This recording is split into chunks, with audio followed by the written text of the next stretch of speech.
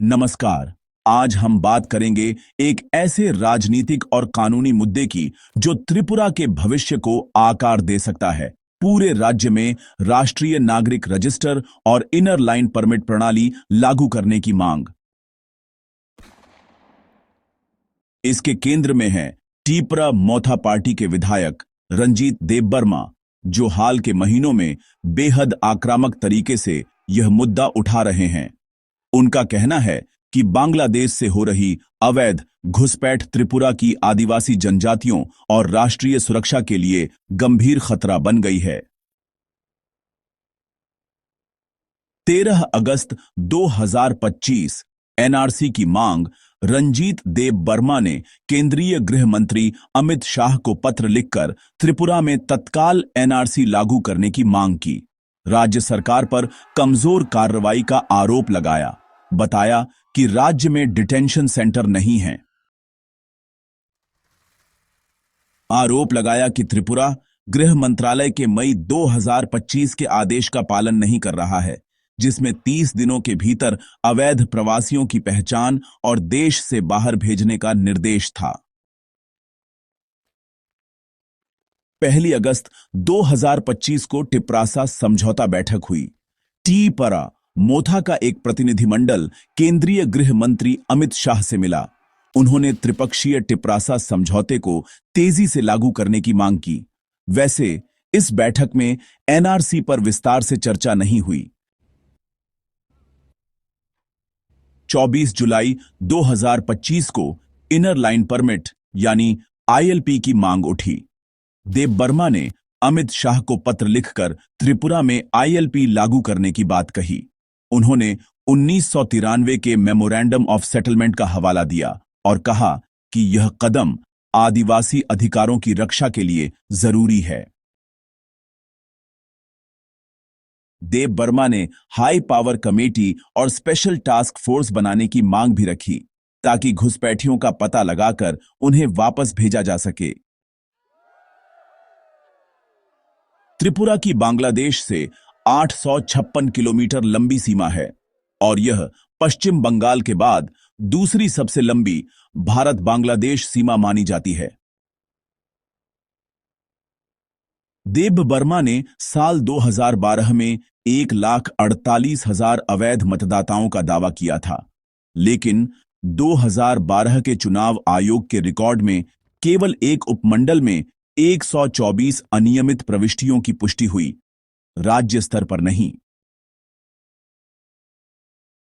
गृह मंत्रालय के 2025 के आदेश के मुताबिक मई 2025 में यह आदेश जारी हुआ कि 30 दिनों में अवैध प्रवासियों की पहचान की जाए और उन्हें देश से बाहर भेजा जाए।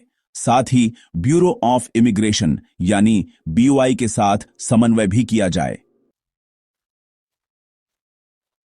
कट ऑफ वर्ष विवाद में बीजेपी सरकार नागरिकता संशोधन अधिनियम यानी सीएए 2019 के तहत 31 दिसंबर 2014 की कट ऑफ रखती है। वहीं टीआईपीआरए मोथा पार्टी 1971 की कट ऑफ चाहती है, जैसा कि इंदिरा मजिब समझौते में तय किया गया था। आईएलपी यानी इनर लाइन परमिट का संदर्भ देखें तो अरुणाचल प्रदेश, मिजोरम, नागालैंड और मणिपुर में यह पहले से लागू है, लेकिन त्रिपुरा में अब तक लागू नहीं हुआ है।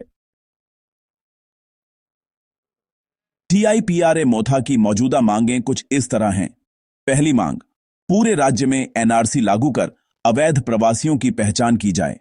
दूसरी मांग, प्रवर्तन तंत्र जैसे डिटेंशन सेंटर, एचपीसी, एसटीएफ और बीएसएफ बीओआई समन्वय स्थापित किया जाए। तीसरी मांग है कि आदिवासी अधिकारों की रक्षा के लिए इनर लाइन परमिट यानी आईएलपी प्रणाली को लागू किया जाए। चौथी मांग में सीमा सुरक्षा को मजबूत करने और गृह मंत्रालय के नए नियमों के तहत अवैध प्रवासियों का तेजी से निर्वासन सुनिश्चित करने की बात कही गई है। पांचवी मांग यह है कि टिप्रासा समझौते को जल्द से जल्द लागू किया जाए, ताकि स्वायत्तता, अधिकारों की सुरक्षा और विकास को बढ़ावा मिल सके।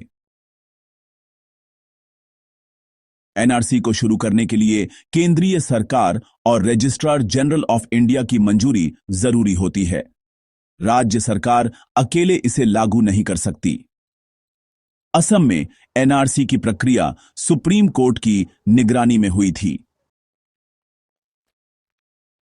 सीएए का 2014 कट ऑफ और टीपरा मौथा का 1971 कट ऑफ, ये सबसे बड़ा राजनीतिक विवाद है। आईएलपी को सिर्फ केंद्र सरकार ही बंगाल ईस्टर्न फ्रंटियर रेगुलेशन 1873 के तहत अधिसूचित कर सकती है। निर्वासन के लिए बांग्लादेश की सहमति जरूरी है, वरना सिर्फ पुशबैक ही संभव है।